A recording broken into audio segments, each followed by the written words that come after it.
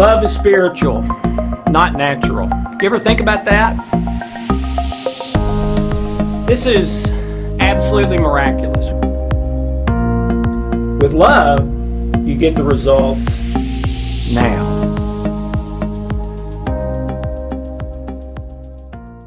Hi, I'm Dr. Alex Loyd, and welcome to Deep Water, where we discuss tough issues, painful issues, issues that get us stuck, keep us stuck, issues that cause us to go down the wrong path for years of our life, issues that we get to and we don't see any way out. We don't see a obvious conclusion or obvious answer or whatever. And today we're talking about gender issues.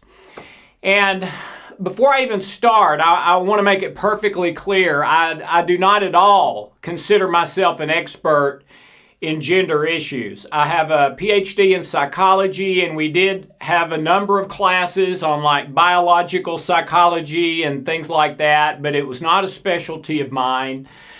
I have an A&D, a doctorate in natural medicine, where I had some more of that stuff, probably much more than the psychology.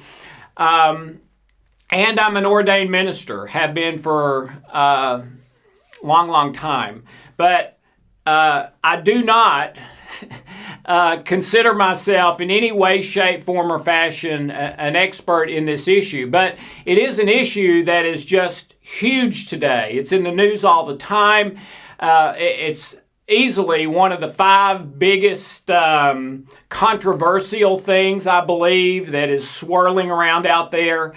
So the point of what I'm doing here, the point of Deep Water, to me at least, is let's start talking about issues that are important.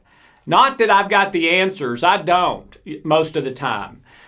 But let's start talking about what's important. So maybe you'll get something from this that you can talk about to someone that you love or care about instead of just the weather or watching another sitcom on TV. Or talk about over lunch with someone. Hey, you've seen this stuff in the news. What do you think about this? Or maybe invite someone over for pizza. And the whole purpose of it is, can we sit around the table and in kindness and respect and love and truth, just have conversations about important issues in our life or what's going on in the world or other people's lives or things like that. To me, that's the purpose of this. Not that what I'm saying is the law. It's not. If anything, it's a starting place for a discussion. So I wanted that to be clear. And I believe gender issues are largely about identity. And doing counseling and therapy for more than 30 years, I found that almost everything about our life funnels down, or if you want to call it a least common denominator, very often comes down to your identity. And most people who are searching type people are searching for their identity. Who am I really? And so they go look into their family history or the history of America or whatever country that you live in. And what's the history of my particular family? I looked into that many years ago. I'm from the South in the United States, and I looked to see, does my family have a history of slavery? And that was very important to me as far as my identity or a little piece of my identity. Your feelings are certainly relevant to your identity. But I would say if the counseling and therapy that I did was successful with people, that we did not create an identity, we discovered their true identity. And that was success. And that, to me, is life-changing. But on this topic of gender issues, it's a complicated one, and let me start here. I grew up in a very strict religious home. Took me decades to recover from that, really, and I still have things pop up that give me problems about that. Very legalistic, very harsh. Kind of God is just waiting for you to step a foot out of line so he can whack you. That's kind of what I grew up in and was programmed in those critical programming years of life. So that's kind of where I come from. And then I get to my doctoral program in psychology and the doctorate in natural medicine. And in our textbooks, there's pictures of babies where you cannot tell which sex the baby is. And man, this was virgin stuff to me. I'd never heard anything about that my whole life. And I was probably 23, 24 years old then. And I didn't even know this existed. And there were picture after picture after picture. And some of them looked a little bit more like a boy, but not completely. Some looked a little bit more like a girl, but not completely. And at first, that was very, very troubling to me. And I remember I went to a medical doctor, an old, wise medical doctor who had seen it all, with my textbook. And I was sort of in this religious spiritual crisis a little bit, and said, these pictures, is this some conspiracy theory thing where people have made this stuff up? Have these been doctored? This and the very kind, wonderful medical doctor put his arm on my shoulder, and he said, no, Alex, that is absolutely real. It happens, and as best I can tell, it has happened for as long as at least we have any records of man. These kind of things have happened. And it's called intersex. Some people, this is not really a name, but some people would kind of say sex indeterminate, all right? But the official name is intersex, intersex.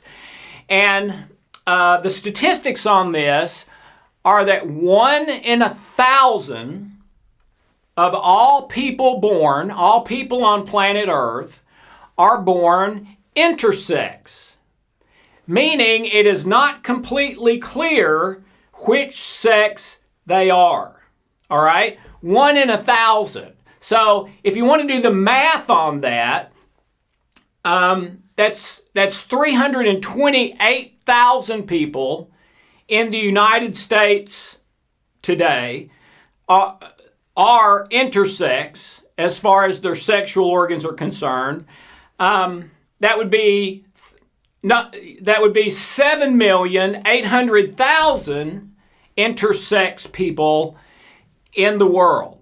All right, but that's not where it ends. Okay, about 10% of boys are born where they either have at birth or develop later in life high estrogen, much higher than is normal for a boy. And that has all sorts of physical, psychological, emotional, your thoughts, your feelings, implications. About 10% of women have the same thing with testosterone. Either at birth or later, they develop much, much higher testosterone than is typical for a girl, and it causes her to look different and feel different. Okay? So if you look at those numbers, that would be 7,800,000 people in the United States and 780 million in the world. Just for those two things. There's another issue that I think is very relevant. It's called gender dysphoria. And gender dysphoria happens in about 1 in 30,000 men and 1 in 100,000 women. Often it's associated with abuse, but not always. And gender dysphoria is where the person feels more like the other sex than they do their own sex, and they're not trying to. It happens. It's against their will, really. It's a burden to them. It's not something they would want, okay? But that's 1 in 100,000 women, 1 in about 30,000 men. So if you put all of those numbers together, you're looking at millions of people in the United States, millions of people all around the world who, if they are trying to discover who they are, their identity, it's going to be more difficult for them than the average person. And I believe for that reason alone, we need to reserve judgment as long as we can. We need to be kind. We need to embrace them in love. They need our support, not our criticism. I do believe there's some other issues involved. One of them is simply acceptance rejection. And this is primarily a psychological thing where someone maybe does not feel very accepted by their peers or maybe even their parents, by whatever group that they're in, and they see that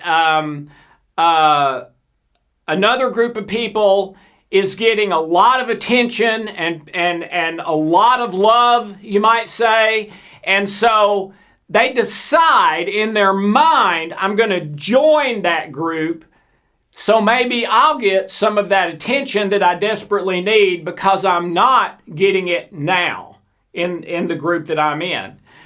Another one is gang mentality.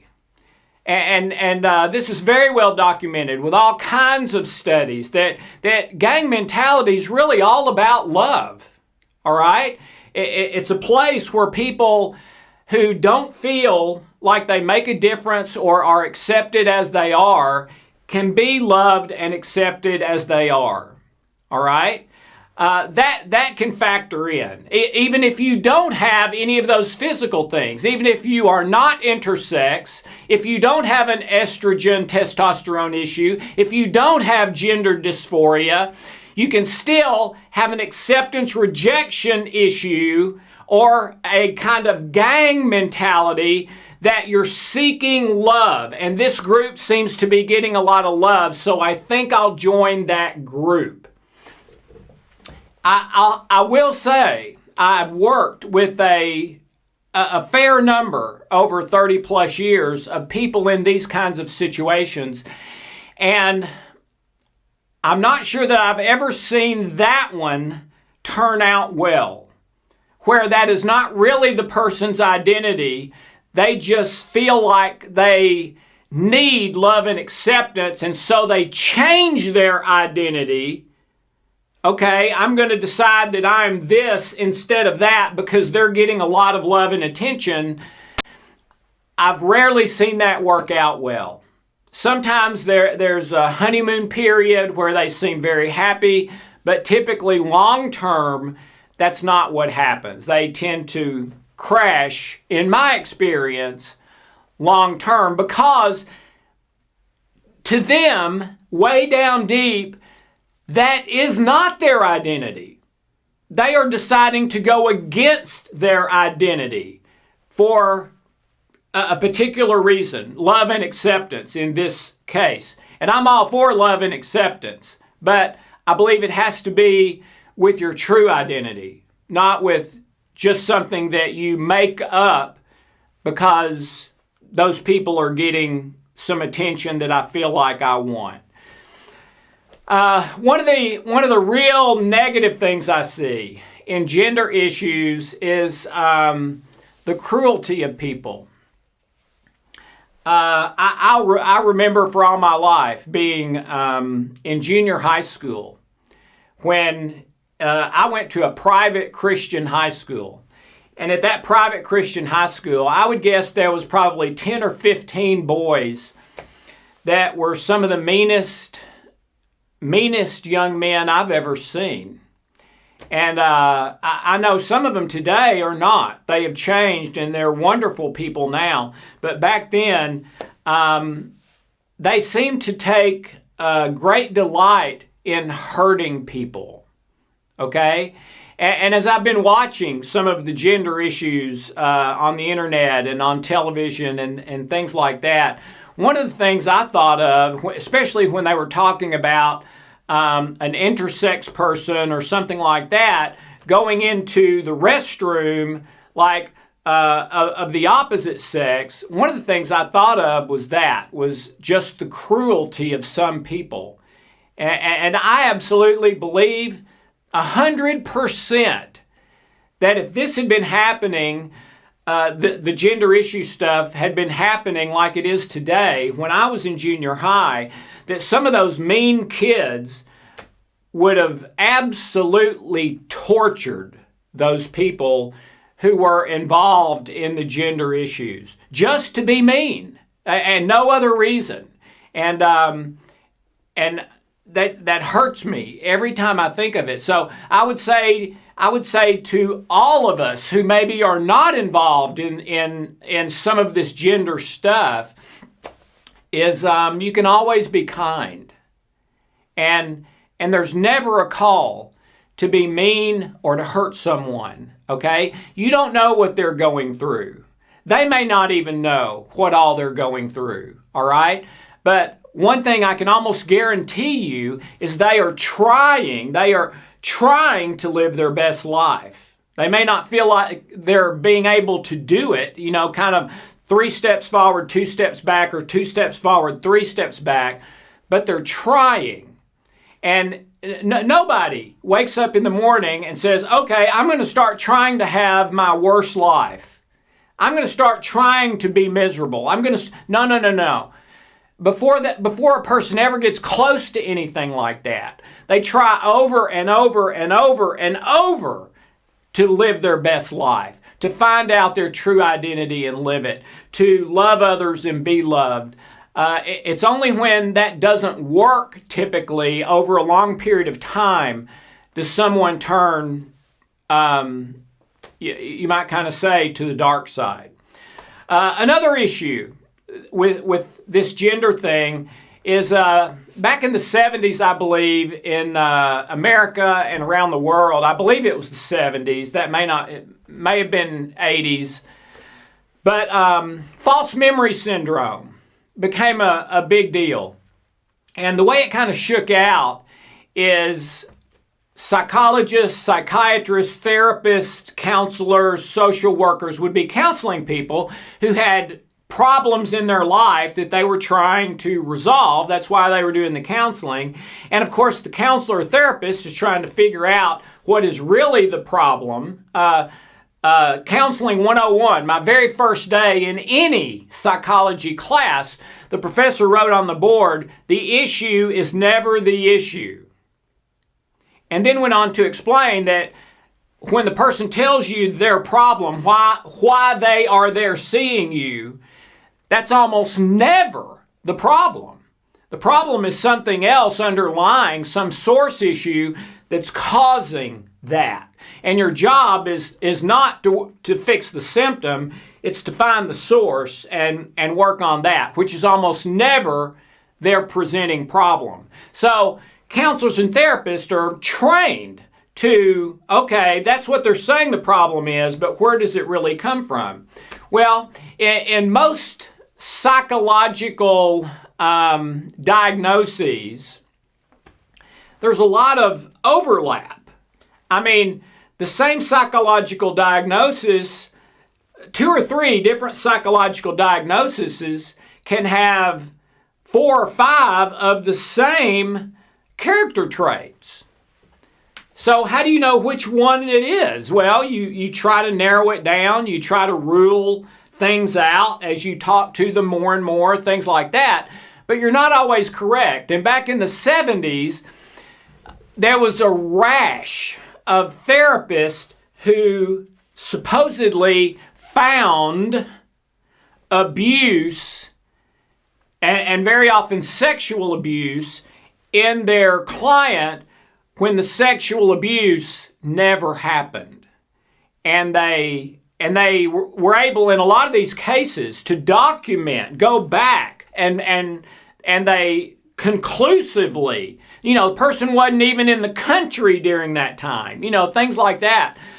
That abuse never happened. It was the therapist imposing their belief that there was abuse, and then all of a sudden the client, I think I may remember something like that.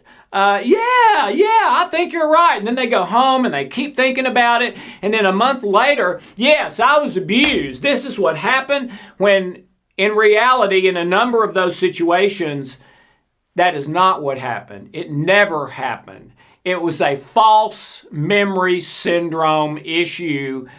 And typically, the therapist is at least sometimes almost completely responsible and at fault for that. All right? What's the point in gender issues? The point is that when we start thinking out in our pain about who we are and where things come from and who am I really, and I'm in pain because I'm rejected and other people are not being nice to me or whatever, all right? We can start to create an alternate reality that is an alternate reality. It's not reality. It's just like imagining something. This is an example I like to use because it's so obvious. In the years that I've been doing counseling and therapy, I believe it's 4 ladies who had told me that in a past life they were Cleopatra. Okay? 4 of my clients, this is true, over the years have told me that in a past life they were Cleopatra. And I mean, they were all sure about it. They could tell me details. They made up details that, could not be confirmed, about what was inside the pyramids and the palace and that sort of thing, and their servants and items on the shelves for decoration. I mean, on and on and on, okay? The problem is that wasn't real. So going down that road as an identity in their life, all 4 of them had to overcome that in order to have a happy, healthy life. All right? And I'm not trying to step on anyone's toes about past lives, okay? It's just that there can't be 4 Cleopatras. There was one Cleopatra, all right? Now, maybe one of... no. Anyway, I think you see where I'm going. But, so... false memory syndrome and that type of thing can also play a part here, all right? Where the person is in so much pain that they go to an alternate reality, and then it becomes, they believe, their actual reality when it's not. The problem with that is they haven't discovered their true identity and started to live it. They've created an alternative identity that's not really them. And the only point I'm trying to make is I've rarely, if ever, seen that work out well. That what I have seen work out well is when people find their true identity and live that. Okay? But also the physiological stuff, the people in the world and new babies all the time who are intersex. The 10% of women and 10% of women whose estrogen and testosterone are out of balance where they're supposed to be, and it makes them feel different. That's not what I'm talking about as an alternative reality. That is a reality. That's true with those people.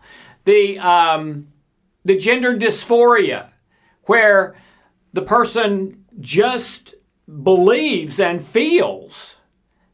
They're not trying to. In fact, they're trying not to, because it's a hard way to live as a little kid. But they can't help it. They feel and believe that they are the other sex. Those are not what I'm calling identity problems. All right? Those are real. Those are real physical, chemical, hormonal, psychological programming that is very real. All right? And I believe the job for me, the job for you, if you do not fall under one of those categories, is that you should be kind at all times. You should love, you should respect, you should withhold judgment. The Indians used to have a thing. You can't judge someone till you've walked a day in their moccasins. And I absolutely believe that is true. And of course, we can't walk in these moccasins, which means we can't judge. Very often, I believe the person who is an intersex person or has gender dysphoria or their estrogen or testosterone is way out of balance, they don't even know exactly what's going on. All they know is how they feel, and it is real to them. The young men and women that I have worked with in counseling and therapy who told me that they were gay or that they were lesbian, I will say one thing that I have noticed be consistent is that those things don't tend to change. Yeah, you know, a lot of people say, well, they'll grow out of it, or it's just a phase they're going through, or it's this or that. That's not been my experience. In my experience, I've not seen those things change over time. And I have seen some go through conversion type therapies and quit doing the behavior. Now, I'll also say that most of them that I've talked to who did that had major traumas now in their life from the conversion therapy itself. Okay? So is it possible that some of those wonderful young men and ladies that I worked with were intersex or had gender dysphoria or were among the 10% of men and women whose estrogen and testosterone is dramatically off and causes them to feel for sure and sometimes even look different? I do believe that's possible. And that's why I felt my job was to love them, to support them, to try to help them find what is their true identity, not an alternate reality that causes even more pain in their life, and they wake up 20 years later and say, well, that sure didn't work. I wish I hadn't gone down that road. But to try to find their true identity. And I think anyone who is doing that, honestly, truly, trying to find who am I? What is my true, down to the bottom of my heart, identity? I think that's a good thing. In fact, I think that's a search that all of us should be on, whether we have gender issues or not, unless we've already done that journey and found our true identity and are living it. And most of the people I'll tell you who I've seen in my counseling office have not gone on that journey in their life. They may have gone down it with me once we started working together, but they had not done it until that point. So I believe in most of these issues, God is the only one who knows the truth. Very often the person doesn't even know themselves. But especially for those of us who maybe do not have any of these gender complications, our place needs to be love, kindness, support, encouragement, and to help that person in any way that we can, not to attack them, not to criticize them, not to beat up on them like those cruel kids in junior high that I was alluding to early. And by the way, the only reason I brought that up about the junior high thing when I was in junior high is if the gender issues that are happening today were happening then, I have no doubt in my mind that some of those boys would have dressed up as women to go into the women's restroom for no other reason than to attack and hurt someone. That was my point. I'm not sure I brought that out. So that's my 2 cents, is it's a complicated issue. There are real physiological, psychological issues that play into this that are very oftentimes beyond that person's control. And so if you don't have any issues like this, my suggestion is to withhold judgment, love, support, and leave the judgment up to God, who's the only one who really knows. If you are in these gender issues situation, my advice would be to explore it, to see who you really are, what your identity really is, to read the Bible and maybe all the wisdom literature that you can get your hands on. And the only caution I would give you is don't go against your identity just for some gang mentality type love and acceptance. And I shouldn't use that word gang mentality because that implies violence, and I'm not implying violence here, all right? But for a person just to not feel accepted and say, oh, well, this group is getting a lot of positive love and acceptance attention, so I'm going to go change my identity to be in that group so I'll get the love and attention. I believe that's likely to turn out bad for you. And all I want is your health, your happiness. And I totally understand the attraction. I'm just saying that in the years that I've been trying to help people with some of these issues, that one has rarely turned out well. So, love and acceptance, and find out who you are, live who you are, and pray about it. I think prayer will help lead and guide you to your true identity and the best possible life for you. All right. Difficult subject. I feel like a fish out of water in a lot of ways discussing this, but I've had a lot of people ask me to weigh in. Don't feel like I've done a good job at all. I hope nothing I've said is being twisted to attack people who are just trying to be happy. That's not my intention at all. It's just to share my experience, my 2 cents, and my evaluation of the different factors that are going on. If you find and live your true identity, to me, that is always the right thing to do, a good thing to do, and something that usually gets better and better over decades. If you create an alternate identity that is not really who you are because you think your identity is negative because people are treating you that way.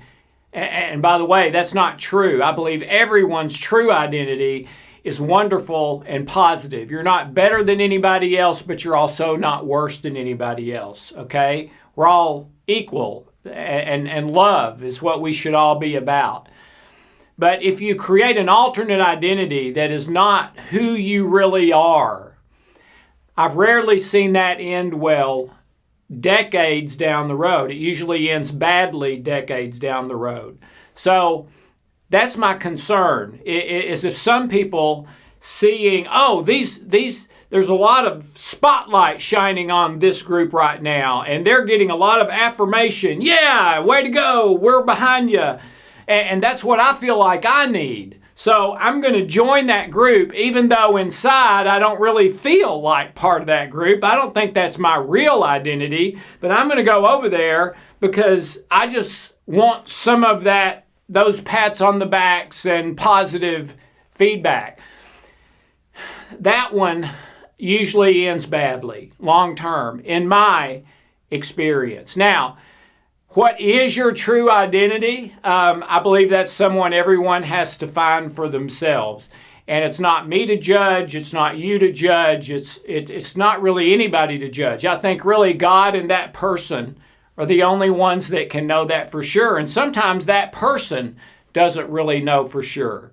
So it's an area to search and keep searching until you just know in your heart, this is who I am, regardless of whether they like me or not.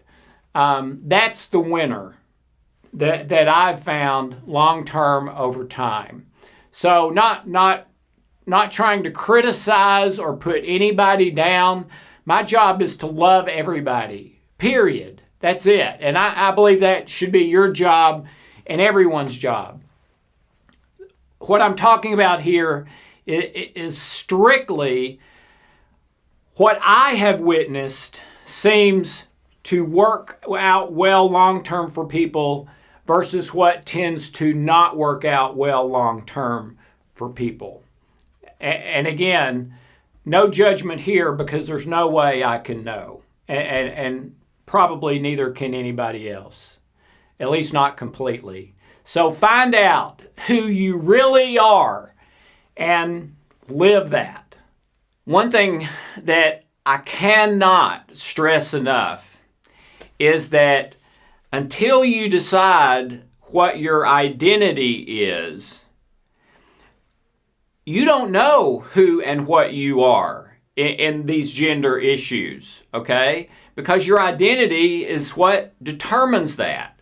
Well, to determine your identity, I think you got to go on kind of a journey, a spiritual journey, all right? And your parents can't do it for you. Your significant other can't do it for you. Your friend can't do it for you. No one can. You have to do it yourself. I call this the 5 big questions. And I think the first one is, what is the meaning of life? And another one is, what is your purpose in this life?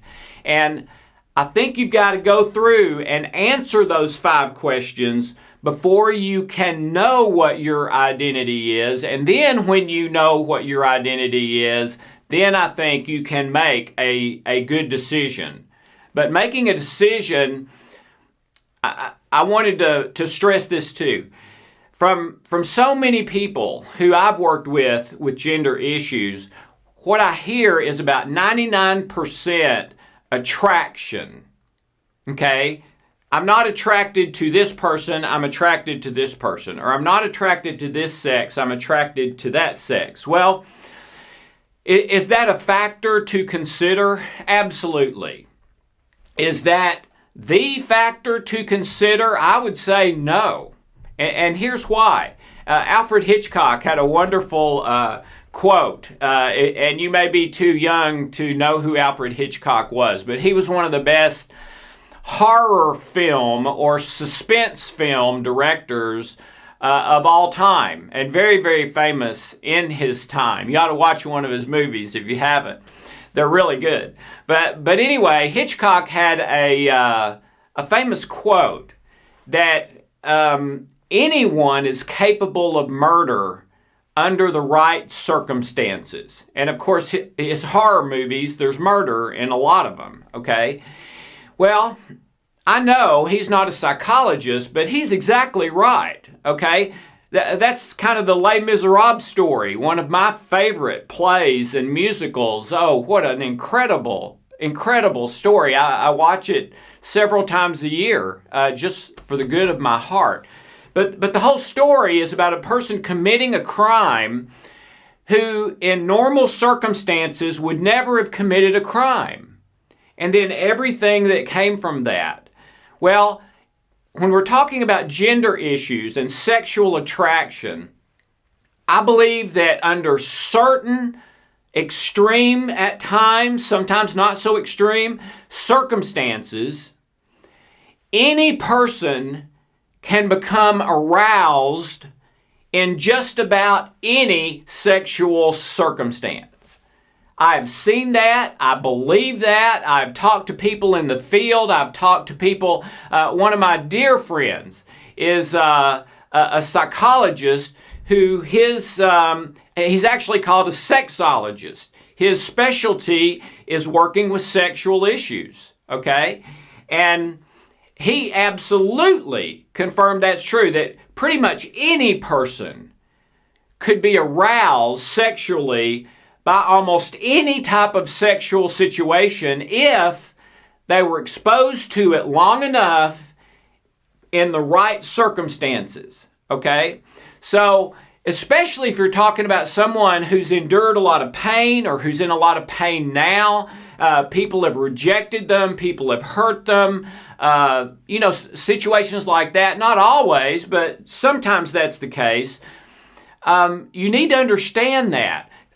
Taking physical attraction just by itself, in isolation, I do not believe that tells you your identity. At least not in the majority of cases. Maybe occasionally. Maybe if you are an intersex person or sex indeterminate person at birth, maybe. But even then, I would be very, very careful with that, because anyone could respond that same way that you're feeling right now if they were in the right circumstance. And so maybe the reason you're responding is the circumstance, not that that's your identity. So I would highly recommend going through the 5 big questions, and you can find that on this site, okay? And it took me a lifetime to put that stuff together, working with people who were trying to find their identity and live their best life. And I do believe the only way you can live your best life is not if you create an identity that maybe even is an alternate identity. That's not who you really are, but you're creating it because you think it will feel good and you'll be happier there. That is virtually never your best life. Your best life is finding your identity that is unique to you in the history of the world. No one else has ever had your exact identity, meaning, purpose, etc., except you. And I don't believe you are going to have the life that you want, the life that we all want, until you go on that journey yourself, answer those 5 big questions of life, and discover who you really are in your heart, at your core. There's an ancient manuscript from the Bible that says, if you do something believing that it's wrong, that it is wrong for you. Now, looking at that with some reverse engineering, some grammar, looking at how that phrase is stated, it would also indicate that there are other people for which that would not necessarily be wrong. And I think that's another place that we tend to get tripped up, is yes, some things are black and white, okay? If you walk up and shoot somebody in the head for no reason at all, I believe that is wrong. And unless you're mentally ill, you believe it's wrong too. That stuff is just built into us, okay? Another ancient manuscript says that our conscience is the law written on our heart. Okay?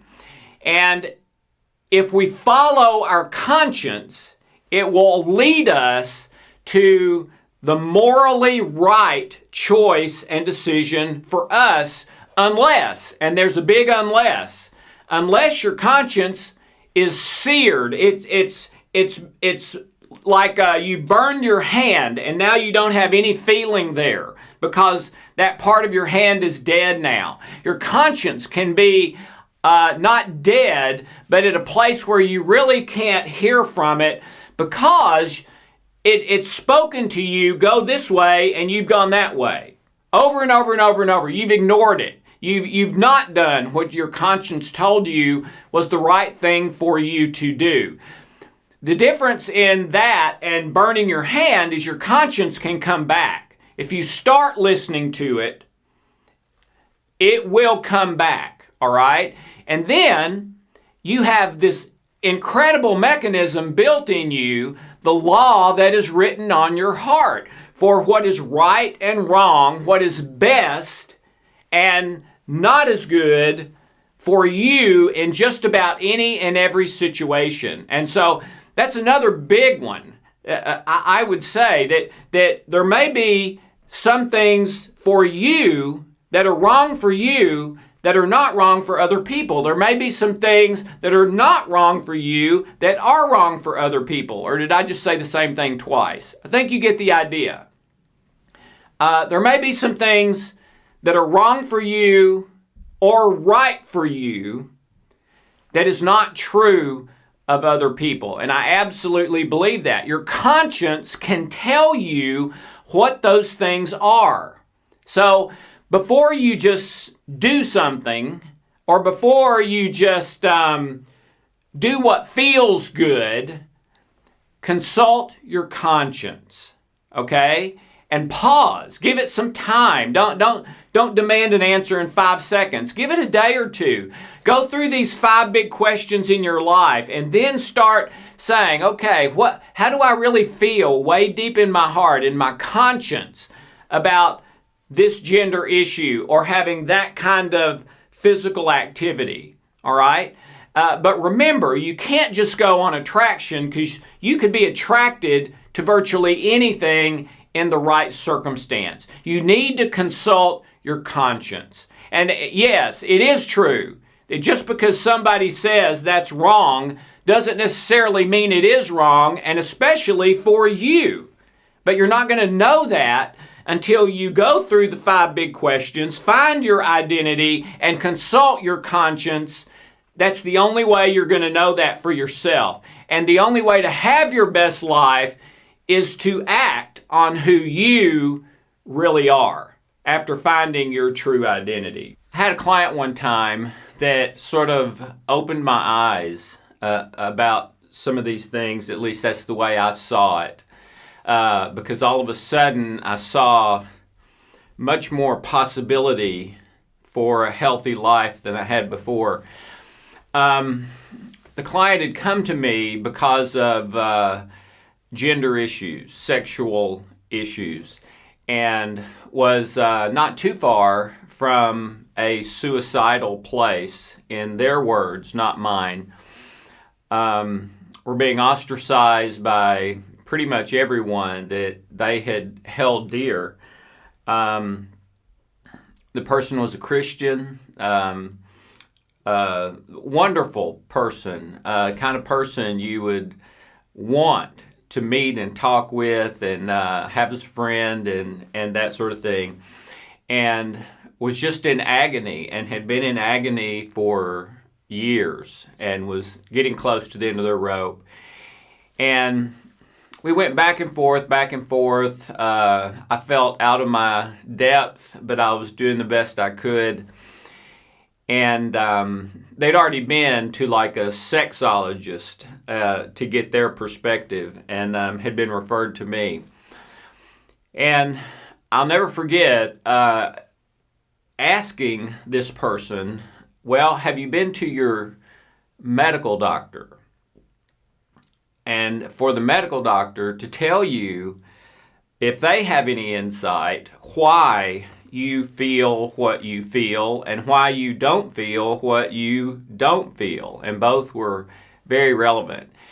And there was some resistance, but not a lot. And next time we met was after they had been to their medical doctor and they had run tests and had a full examination and all that sort of thing. And my client had given the doctor and me permission to talk. And the doctor said, here's the honest truth, Dr. Loyd. This person is about 57% male, what would that be? 57-43. No, it wasn't that. It was like 53-47. It's like this person is like 53% male, 47% female. Or maybe it was reversed. This person is 47% male, 53% female. When you include chemical, physical, everything. When you include everything, our testing, examination, and evaluation is that this person is about 53%, 47%. And so that's about all I can tell you. I can't really make any advice or anything beyond that, but we do not see that changing. That is the way it is with this person. And frankly, that's the way it is with a lot more people than we realize.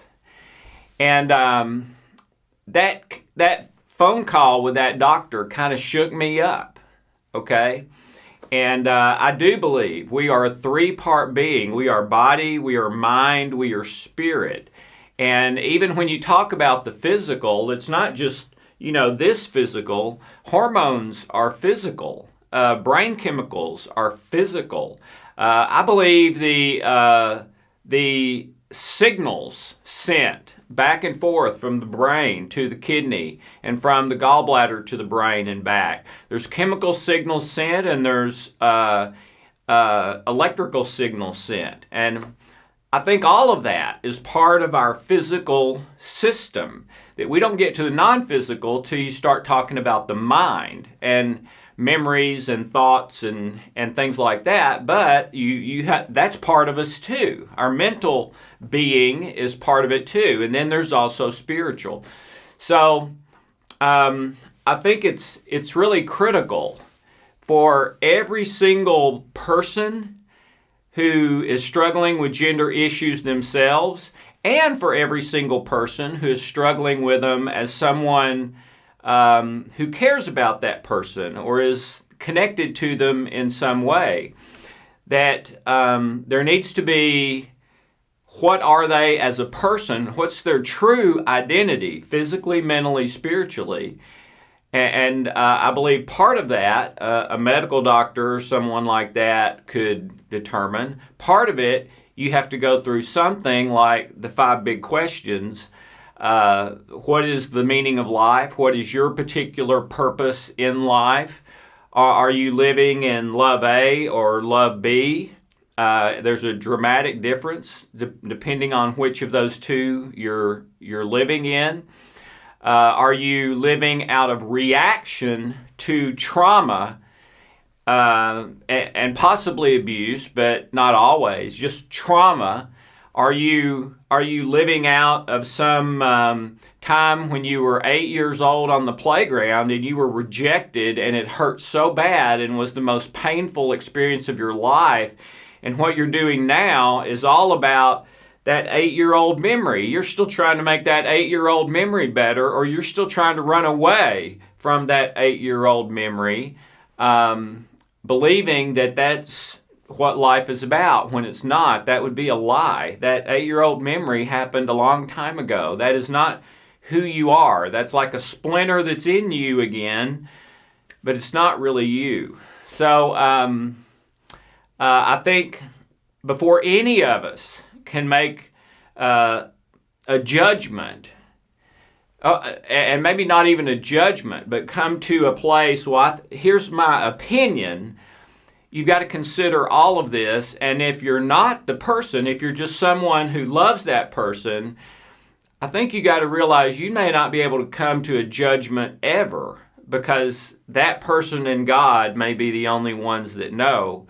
And be careful what opinion you come to, that it is in truth and love, not skewed by the way you were brought up, or something, or what someone else is telling you, or feeling embarrassed or criticized or whatever. Make sure it's in truth and love. So, and if you've already gone down a gender path, hey, it's never too late to go through this identity stuff to see who you really are, and then decide, am I going down the right path, or do I need to switch paths? And people who don't have any gender issues have to do that. I've done that 2 or 3 times in my life. None of them were about gender issues, but they were huge, big changes of direction in my life that have ultimately been for the good. I want to say one other thing is that we tend to run from pain, especially if we're living in love A, which I also call fake love. And it's A, not B, because way more people live there than B. B is kind of the road less traveled. But if you're living in love A, then you're largely living your life in response to pain, not based on what is true and what is love-based. And in my experience, that will always get you in trouble. Every single time. You'll spend 10, 20, 30 years of your life, and finally, most people at least, at the end, realize this was not the right path for me. And what I try to do is help people realize it before they waste those 10, 20, 30, 40 years of their life and get to that end place where they feel crushing regret, guilt, shame, etc. All right? So I don't believe anyone can, well, I probably should never say anything is never or always. I believe 98, 99% of the time, you cannot know your right path until you find out who you really are, both physically, medically, mind, body, spirit, and find out your meaning, your purpose in life, whether you're living by love A or love B, etc. So, regardless of where you are now, if you haven't done that, I encourage you to do it. Even if you stay on the same path, you're going to be way happier, healthier, and more fulfilled, even if you stay on the same path, because you're going to be doing it for a different reason. You're going to be doing it now out of love and joy and peace and truth, instead of just pain, pleasure. Okay? So, consider those points. Another thing I've seen over the years, I will call cult programming. You can become cult programmed to believe almost anything and take almost any kind of action. You can be programmed to murder people almost like a sociopath, and really not even have any remorse or regret about it. I'm sure some of you have heard of Stockholm Syndrome, where someone is kidnapped, and during the kidnapping, they become brainwashed, and sometimes this is just over a period of weeks. And they are rescued, but after they're rescued, they're not the same person anymore. And now they have the agenda of the people that kidnapped them, and maybe now they're a murderer even, where before they were the farthest thing you could imagine from that. I was cult programmed. I was raised in a strict, religious, Christian environment. I mean, it was harsh at times, a lot of times, okay?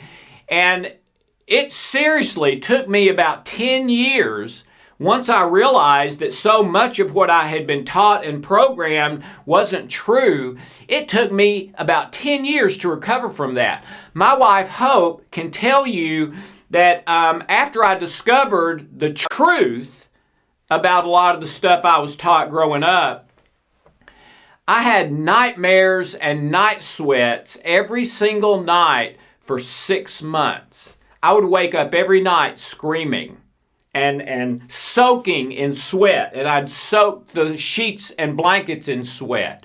Terrified her to death until we figured out what it was. It was trying to deprogram me from that cult programming.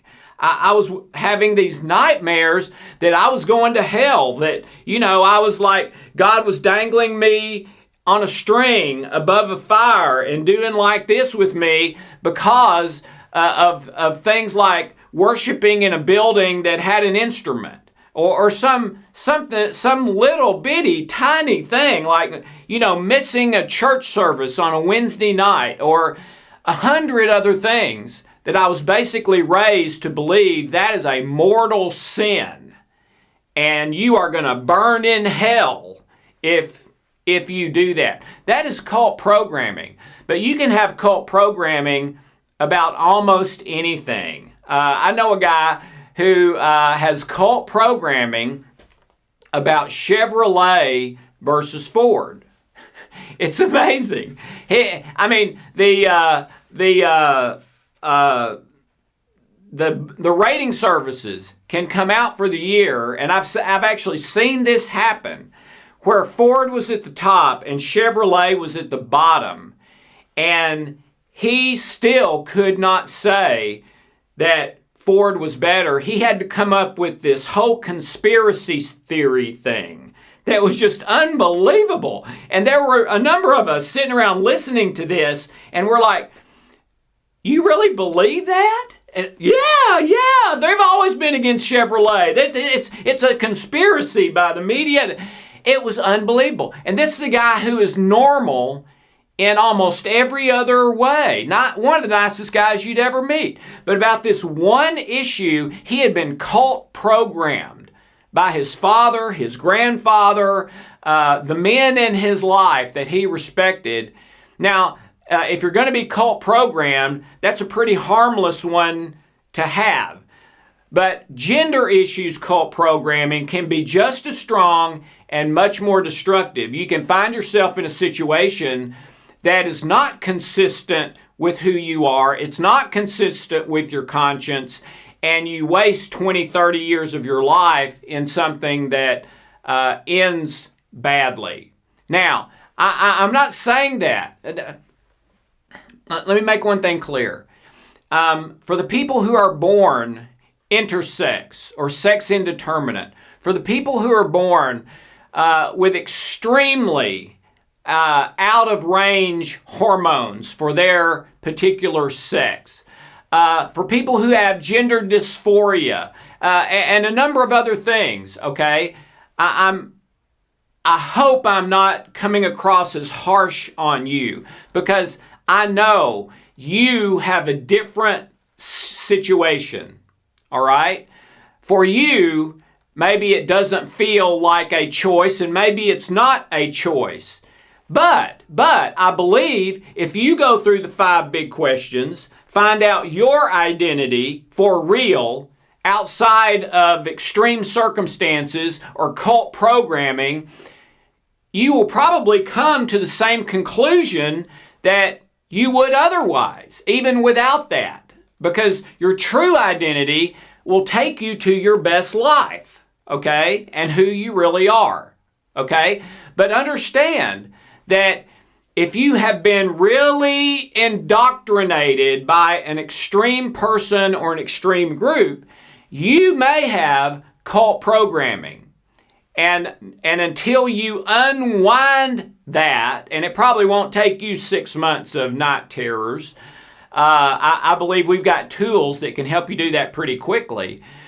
But until you go through the 5 big questions, find your identity, consult your conscience, and live who you are, you're probably not going to be at peace.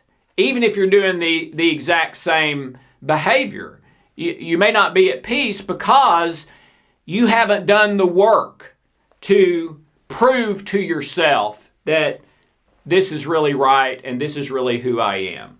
When it comes to this issue of identity, and especially as we're talking gender identity, I think there's several factors. One is the 5 big questions. One is, what is your meaning? What is the meaning of your life and life in general? What is your purpose in life?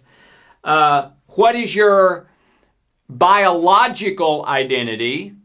And we've already talked a good bit about that. The intersex, the gender dysphoria, the hormonal extreme, way extreme hormonal imbalances, chemicals in the brain, things like that, all right? But you also need to consider the psychology, okay? Did you grow up in something like I did that taught you to believe things are true that are not true? And if so, you've got to go through those 5 big questions on your own to start unraveling that and discover your true psychological identity. So you can have a biological identity, a psychological or mental identity, and a spiritual identity. And you need to find all 3 of them. And I believe you will, going through those 5 big questions. That's a journey. And it doesn't have to take years. It can take a week for some people. It can take a few weeks. But I believe if you want your best life, you have to go through that and answer those questions for yourself. And not answer them the way you think this group that you're in would answer them. No, from the bottom of your heart, how do you answer them? And then the last one I wanted to bring up is I call love A versus love B. Or real love versus fake love.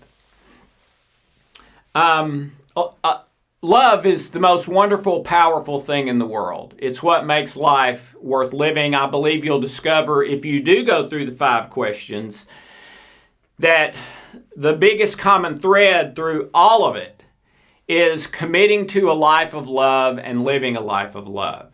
But what I've found over the last 30 years or so is that what most people call love is not love at all. It's self-interest, which is basically another word for selfishness. And they will love you, so to speak, as long as you are giving them what they want from you and not giving them anything they don't want, like pain, all right? And that's really the litmus test, and I discovered this when my wife kicked me out of the house after we'd been married about 1.5 years. Said, I can't stand to live with you anymore. Will you please live? Actually, she said, I can't stand to live with you another day. Will you please leave the house? And I did. And at first I was very angry because I thought I'd been a pretty decent husband. I'd never hit her. I'd never yelled at her. I'd never forced her to do anything or not to do anything. I spoke kindly to her, I think like 100% of the time. But what I realized over about a 6-week period that we were separated is that I had never really loved her at all. That what I was calling love was what we started calling in the United States in the 1970s, what's in it for me. What I was calling love was a business deal. I'll do this if you'll do that. I won't do this if you don't do that. But if we get into this and you start doing that, then we're going to have problems. That's not real love. That's a business deal. That's what's in it for me. How do you know if what you're experiencing for someone is real love or fake love, or what they have for you is real love or fake love? The easiest way to determine that is something in the anger family. when you have a goal that is a wrong goal, that never should have been a goal, blocked, or you're concerned it's going to be blocked, you experience something in the anger family. Anger, irritation, frustration, resentment, bitterness, etc. Google all the emotions related to anger. There's a whole bunch of them, okay? But if you are loving someone with fake love, or they're loving you with fake love, that's the diagnostic. Is you'll see anger from them if they don't get what they want. Or you will experience anger if you don't get what you want. You can almost be guaranteed if that happens that was not real love. It was fake love. Or maybe you really love them in another way, but not this way. This way is what's in it for me. Okay? And what all of us are looking for when we think of love is not that. It's not, okay, if I step 1 foot out of line, if I break one rule or forget something even, then they're mad at me and yelling or giving me the cold shoulder or leaving me or telling me to get out or cussing me. Or none of us want that. No, what do we want? We want real love. And real love is all in, with no safety net, forever, no matter what. And that is rare in my experience. But when you find it, it is far, far beyond gold. My friend Mark Victor Hansen is the co-author of the Chicken Soup for the Soul books, the top-selling American nonfiction author, I think, ever. I think they're up to about 150 million books sold. And I think a lot of it is that title. When you find real love, man, it's like home. It's like a chicken soup for the heart or soul. It's like, oh, wow. And it is way better than you ever imagined that it could be. All right? And I would say that you can't have your best life unless you live real love. And you can't have your best life until you find a partner or someone else in life who is willing to have a relationship with you that is real love, not what's in it for me. And I believe that is absolutely possible. I believe if you start living it, you will attract someone that either they're already living real love, or they will start doing that because that's the way you're living and it has such an impact on them. And that's what happened with me and my wife. We're back together. We've been married 34 years, and she is living real love now because I had a spiritual transformation and we got back together, and she did not want to get back together. She wanted to hate me. She wanted to divorce me. She wanted to... But she literally couldn't. Real love is almost impossible to resist. It is so powerful. And I would say that is what you are looking for in your life, regardless of gender issues, where you are on that. If you are an extreme case, or if you are very much against gender things, I would say maybe spend a little more time focusing on real love than the what's in it for me about everyone else doing what you think they ought to be doing. That usually doesn't lead to a lot of personal happiness, health, and success. So that's what I want for you, okay? Regardless of the gender issue in your life, or someone you know, or just thinking about it as far as it's a big issue going around in the world.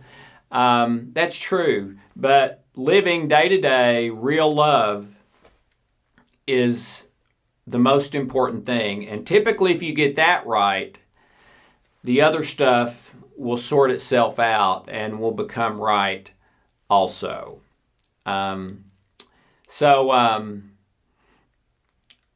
Examine yourself. And that's part of the 5 big questions too, is are you now living real love or fake love? And if you're living fake love, how you can start today living real love. And it will change everything in your life and will lead every time to your best possible life.